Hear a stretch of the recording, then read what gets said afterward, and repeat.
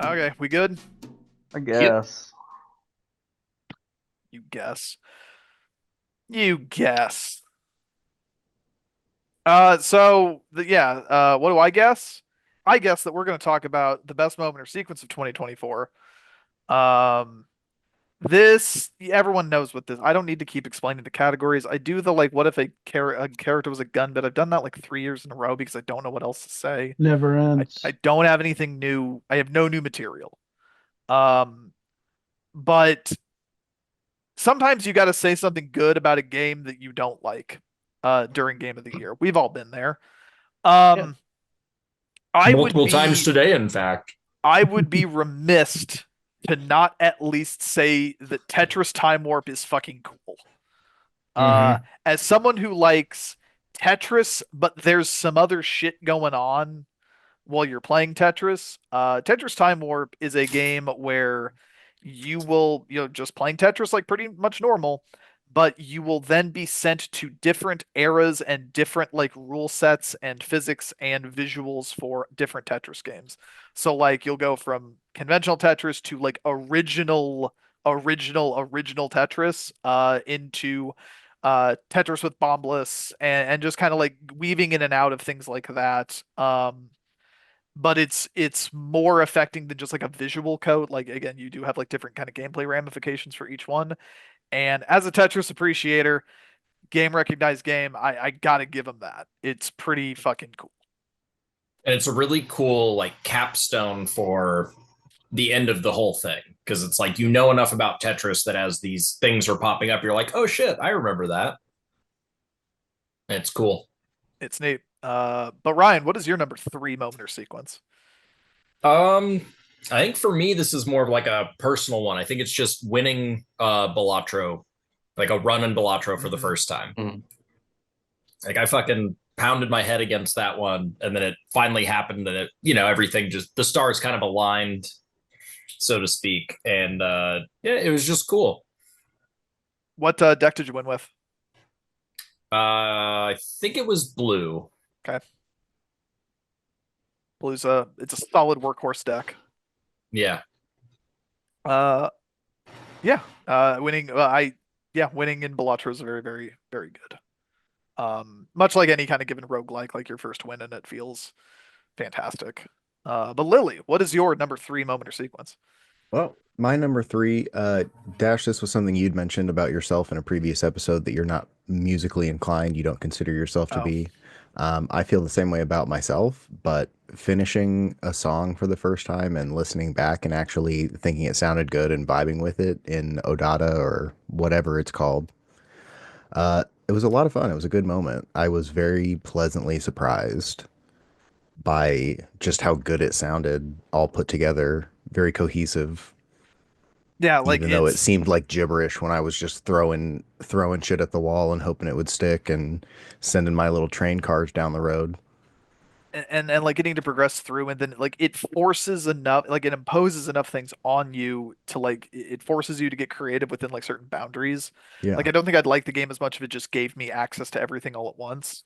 right. mm-hmm. I Yeah, it's a really fun progression. Like each new run kind of forcing new things and unlocking new tools and I run Yeah, whatever you want to call it. But very Yeah, cool to game. really like show off how well how not like railroading, but like how friendly it is to new people. Um, the song I did make, I didn't realize you could play what you had made on the previous stage while you were doing a new thing. So my most of my song was built around three things I randomly put together because I didn't think to like play back the old ones. And then they did kind of like coalesce in a really cool way into something I really liked. Jason, what coalesces in a way you really like? Everything. My number three moment or sequence, it's not really a specific moment or sequence, but a collection of them that varies for everyone while playing the game. And it's just the in general concept of friendly fire in Helldivers 2. Um, so just things like, I mean, one, obviously you can just shoot your teammates, but that's not as fun.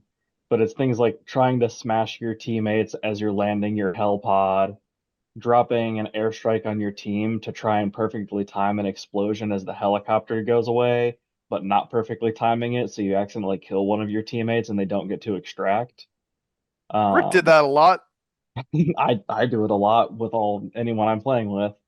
Or like getting to choose where your teammates respawn when you call them back in, so you can just like huck the little ball really far away or throw it somewhere inconvenient. So just anything like that from Helldivers 2 where you get to like screw around with your teammates because the game is so unserious that it's fun to like try and inconvenience your team just slightly to make the level a little more messy. Yeah, I completely agree.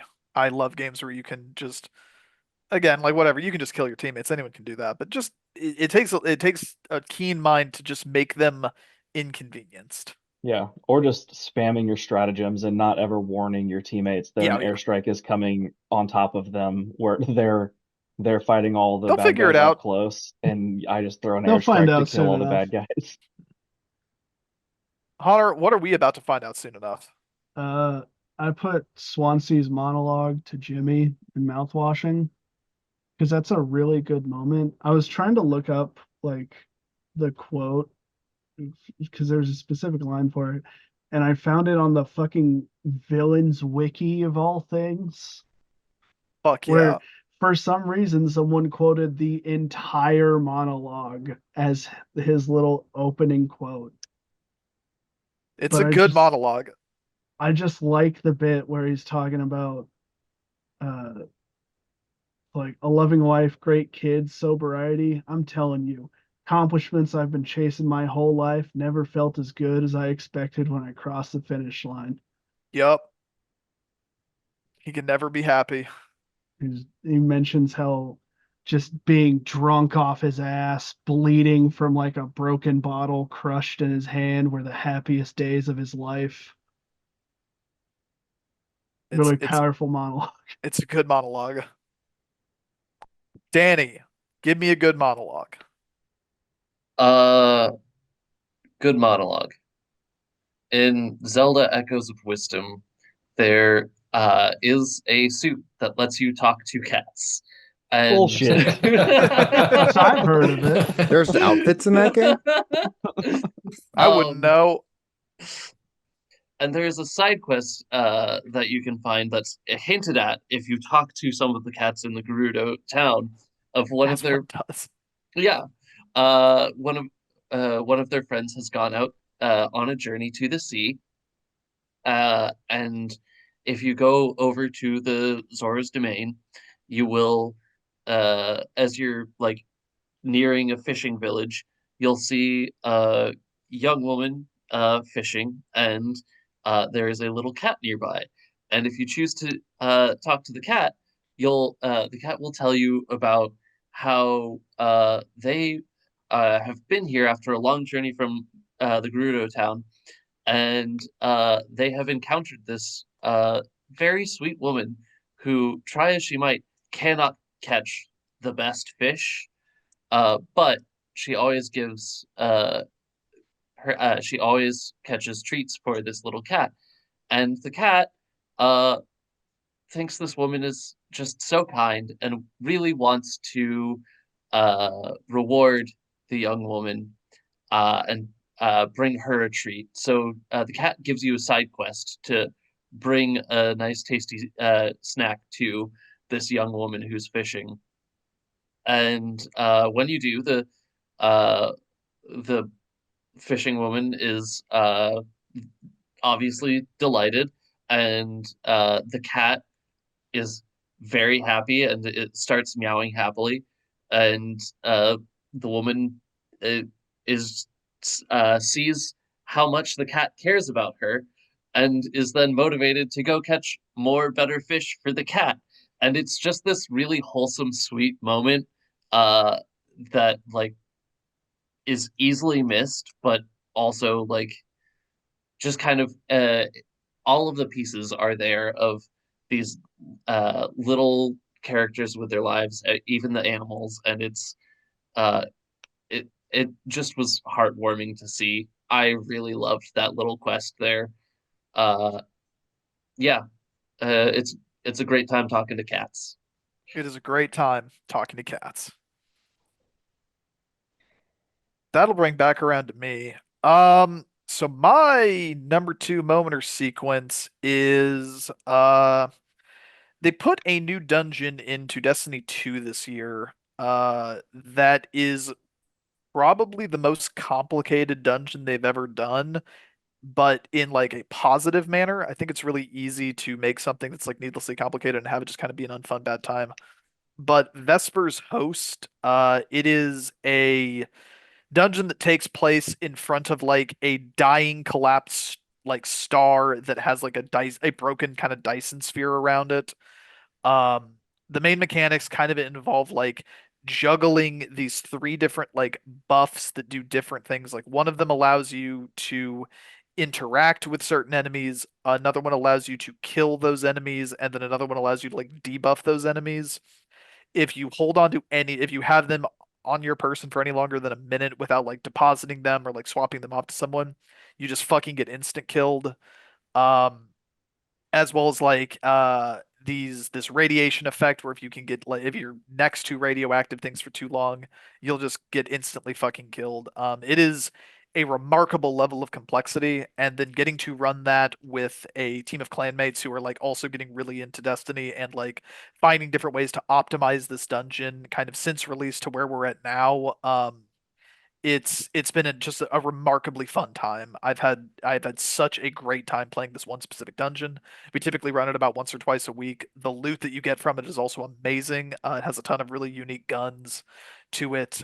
Visually fucking remarkable. One of the coolest like visually designed locations that I've seen in Destiny. And again, complicated just to like the level of like this is about probably about as complicated as you can get while still being fun. And it just like it just feels so good to kind of get through and to nail it like perfectly. Like when just a run is coming together and everyone's firing on all cylinders. We've been trying to like optimize our time down. Like the first time we cleared it, it literally took us like 3.5 hours of playing, and now we can fucking knock it out in like 45 minutes. Just everyone knows what they need to do. Like we have our roles assigned. It's one of those ones where you have to develop like a specific like code and language of communication so that like different people can be doing different things independently. It's so much goddamn fun. I've had a delightful time with it, and it's crazy to me that with Destiny kind of getting butt fucked the way it is this year, that they produced one of the, if not the single best pieces of content they've ever made. It's been super fun. And there's a new dungeon coming at the beginning of February, and I'm hoping it's going to be as good as that. Hmm. But Ryan, what you got? But right. But Ryan, nice. Shut up. So there's a sequence in Monument Valley 3 that I think for the first time since the first game, they actually did something really cool with the like MC Escher stuff, where you've got it actually, this is the second time since like the first game that like trying to visualize doing something like kind of broke my brain a little bit. It's this like inverted world thing where you're doing stuff that affects like a reverse world and like actually like weird like MC Escher type stuff. It was super cool, really hard to describe, but yeah, the inverted world in Monument Valley 3. The idea of an inverted world in Monument Valley must really be something, Yeah, just because that game feels like it's normally a pretty inverted world. Who Um, inverts the inverted worlds? Lily, what have you got for us for the number two best moment or sequence? My number two is the same as Ryan's number three. The first time that everything just clicked in Balatro and I brought home a win. I think I used green the first time. But yeah, Best that deck. first win feels good. it does. And then, They all do, but the first one was something. and then as you start to unlock stuff like I look so fondly back on like winning on White Stake He's dead. He's dead. difficulty. It's like, man, he I remember how died. good this felt, Oh, and now no. like playing on Gold Stake, it's oh, You're good You now. froze Still for You're a dead? back moment. now. Yeah. Okay, never lost it on mine. Okay, but yeah, just like winning on white stake and how good that felt, and now like playing and winning on gold stake or and the higher ones, like it's such a good progression. Yeah, real good. Don't play the Jokerless challenge. Don't worry. Wasn't planning on it. No. It sucks. I'll just get all the coins in Shadow of the Colossus instead. There you go. Jason, show me what you're getting all the coins in. Luigi My Templeton. number 2 moment or sequence was um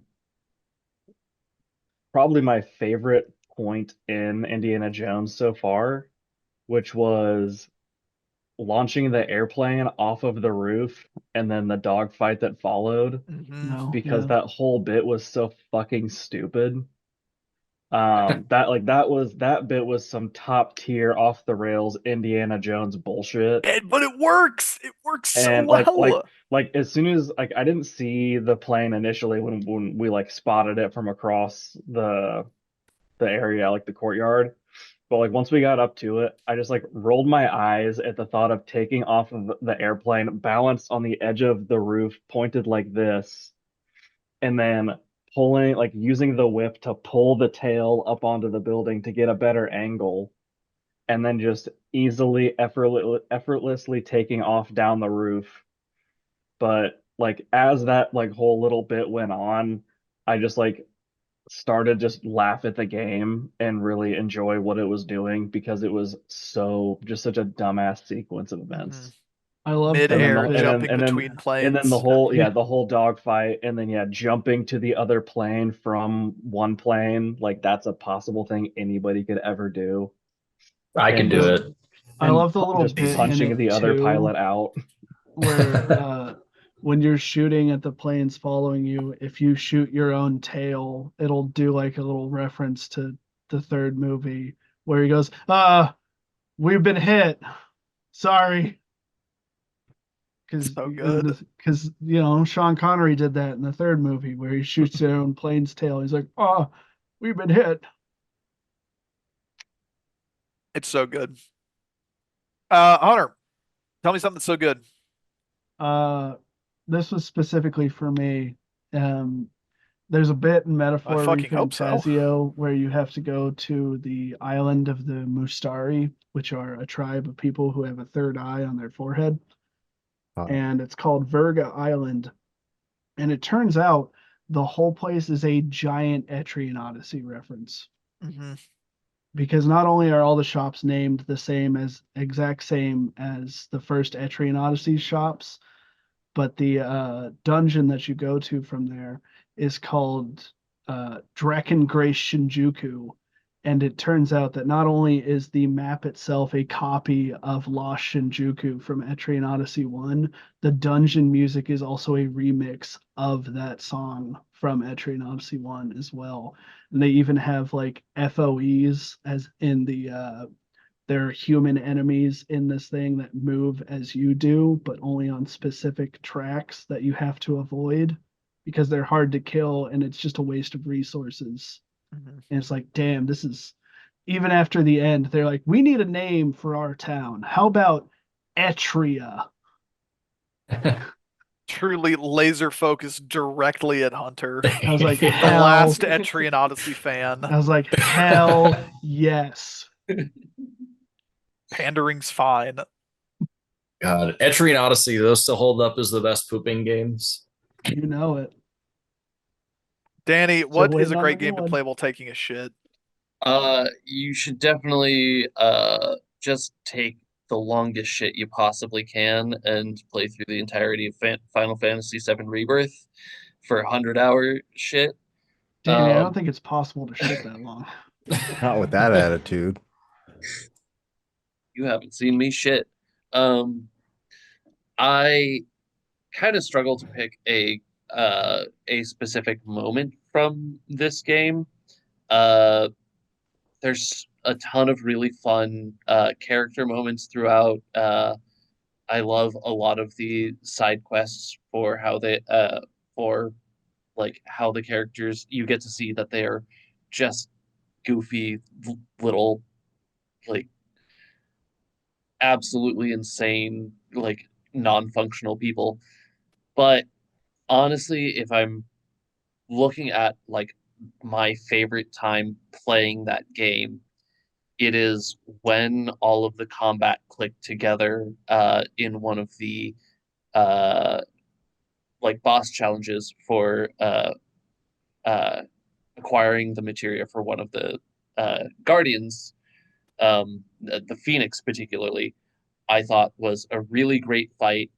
Uh, the Phoenix will on its own do massive damage, but it will also summon mobs of other monsters, and it's a kind of prolonged fight. So you get to one issue that I have with Final Fantasy VII is a lot of the fights are too fast, so you don't get to use like your cool abilities because you have to build up to them. But with this, the extended fight with the Phoenix, you have to go through your hat of tricks, and it was the first fight where I was actively swapping between all of the characters to like set up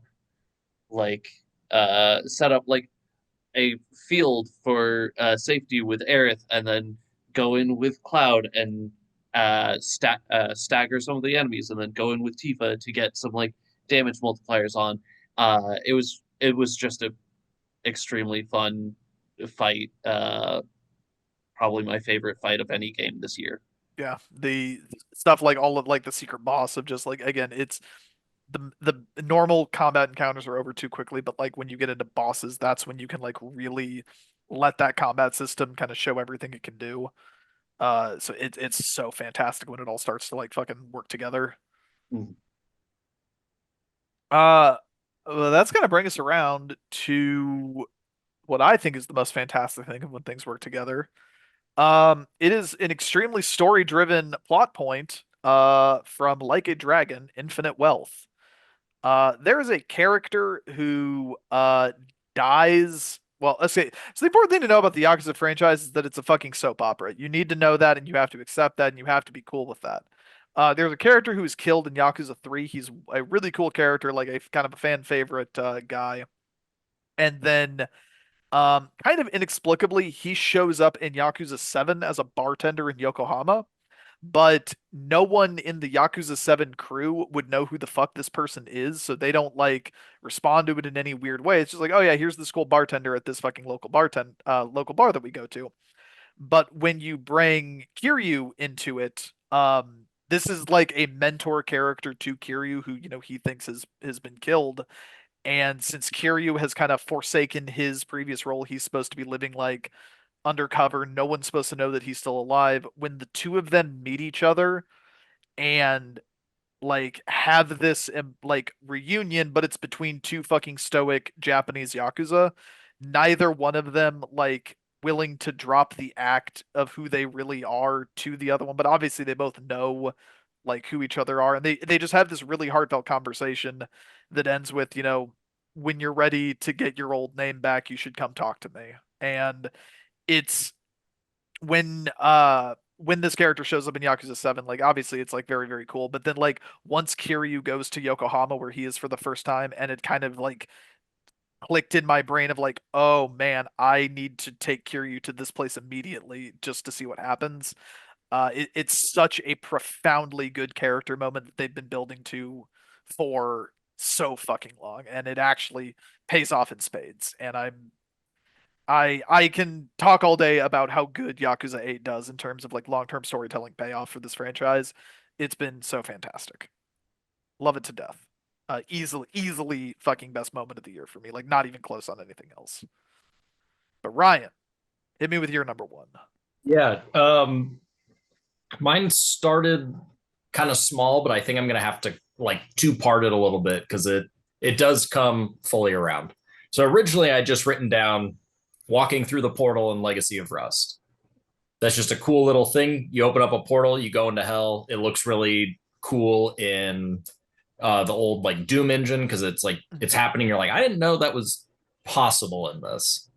But you play through the whole game and you set off a bunch. You basically like arm a bunch of nukes on the last level, and then you leave out that same portal after playing through all of hell, and you close hell as the nukes are exploding, and that's just cool. Like going through playing a whole game and then coming out the same spot you came in while also nuking hell behind you is super cool. And the portal looks so cool for like what kind of available technology they're working with. Yeah, it's just like when it happened in the game, I was just like, is Yeah. that possible in this engine? Apparently so. Guess so. Doom 2 Legacy of Rust fucking rules. It whips hella ass. Lily, tell me Yeah. something that happened this year that whips hella ass. In my opinion, the thing that happened this year that maybe whipped the most ass was just the entire final sequence in Prince of Persia. Like traveling through time, ending up on the bridge, the final fight, all of that was just real good. Really good final boss. Really good final All boss. the phases. Yeah, like it wasn't terribly frustrating. And I, by the end of it, I was like, he can't keep getting away with this. He cannot just keep doing this. And then he stopped doing that. But yeah, very good final boss fight. It looks good, feels good to play. Yeah, those later game boss fights are like complicated but not frustrating. Like I Yeah. know I think I didn't die to like I think I died to the final one like twice, which is like a good amount of like yeah, this Yeah. is nice. Had a really good time with it, and then like the secret bosses and stuff like that. Fantastic endgame stuff. Yeah, great game. Jason, tell me what you think is a fantastic endgame thing. So my number one moment or sequence is also from Prince of Persia, but mine is platforming through the sand columns. That part, like that was a point where I'd already been playing the game for a while that night. And Oh, I yeah, I needed, know what you're I talking needed about. to go to bed, but I had just gotten to that like lower area with all the sand, and I Yeah. like just was like, okay, I'm gonna in classic Metroidvania form, I'm gonna just like dip my toe into the next room, and then I'm gonna Yeah. quit playing. Yeah. And that was a point where like that was like one of the biggest failure points of that in Prince of Persia for me was I just like got into one of the little sand columns and was just hooked in for at least another hour or two, just going through that whole section with the Flappy Bird mechanics, going through the falling sand and like going through the different obstacles. That's one of my favorite points in that whole game. There's not really much combat at all in that area, but I thought it had just some really good platforming. That it's hard to pick a best platforming point in that game. Fantastic game. It's Cover to so cover. good. Hunter, Yo, tell me a fantastic game. I put there's this really cool bit in Warhammer Space Marine 2 where like the last level in general is just really cool start to finish, but there's one spot specifically where you and your other ultramarine battle brothers are fighting the forces of chaos and things aren't looking too great. So it's like a last stand thing where you go up on this bit of rubble and you pick up the flag of your chapter and you just like plant it in the ground and your dude starts yelling to everyone nearby to do a stand and you're holding the flag while using just a sidearm to shoot all these dudes that are starting to portal in and everyone else is just standing near you shooting and as you'll hear like NPC dialogues like Brother Digdus, he's fallen, but he was fallen with honor and stuff like that. And just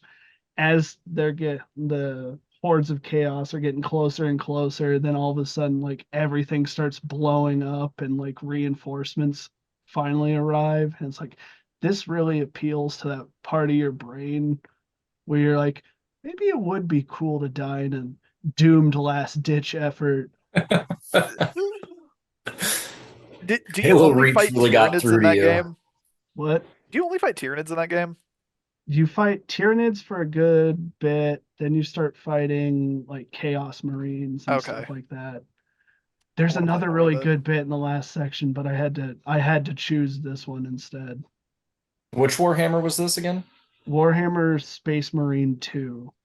Oh, gotcha. I really like what I played of like the first couple chapters. I don't like how long the missions are. I wish they were shorter. They are kind of long. That's the same but issue I had with Bolt Gun. The mission started getting too long, and I was like, I can't spend 2 hours on this. I think the gameplay is simple enough while still being entertaining that the levels don't feel too long, even though they are kind of long.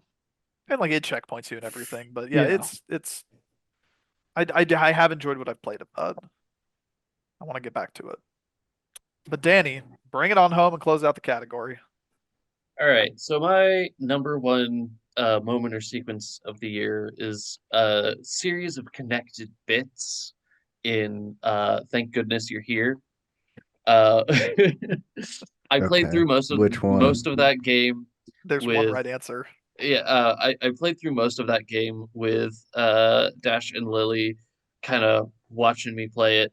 Um, and there's one particular series of bits as you loop through this town where every time I got to this telephone pole that you have to jump up on the little rungs of, Dash and Lily would just start laughing, and I like the first two or maybe even three times up that pole, I didn't remember what they were laughing about. I It's just so fucking good. um but you get up to this telephone pole and there's a little uh person there who will say something to you and it's always funny. But then you go on onto the roof by the telephone pole and down the chimney and you get this little cutscene of a man who's just like reading his newspaper, having a peaceful day. And then suddenly you, this fucked up little guy, just tumbles down into his chimney and covers the entire room with soot. And he's so sad and exasperated. And it just escalates every time because every time you get back, he has just finished cleaning up all of the soot from the last time you're there. And yeah, no, it just the the build up and the payoff of that bit each time you go through is absolutely worth it. It's so good. It's I so mean, good. while that is the right answer, I think the Big Pies family meeting the boyfriend, Mhm. Oh yeah, or the Small no, Pies family Tiny meeting the Pies, Tiny Pie boyfriend household. Tiny is Pie also a Household very is good moment excellent. sequence. Uh, But the yeah, the chimney sweep, the I chimney is the love the right chimney bit. answer. It's so fucking good. Well, and there's the guy at the bottom of the telephone poles who tries to hand you a wiener through the hole in the fence. Yeah, He tries like 9 times, and he goes, "Well, I think you've got plenty." yeah. uh, Fantastic experience. as yeah, that game is full of them. You mentioned um the rat store, the Yeah, The Mice Mice Shaggers, Shaggers, please put Mice respect on the Shaggers. name. Yeah. Mice Shaggers TM. Yeah, no, that was a wonderful little moment as well, and almost made it, almost took it, but no, the chimney It's sweep. such a good fucking game. My hammer's gone walkies. Well, Uh, with that, that's going to bring best moment or sequence to a close. And if you will join us next time for biggest surprise, we can hopefully say some new stuff. I know I won't. I My won't. biggest surprises are fucking telegraphed a mile away. But we'll see you then.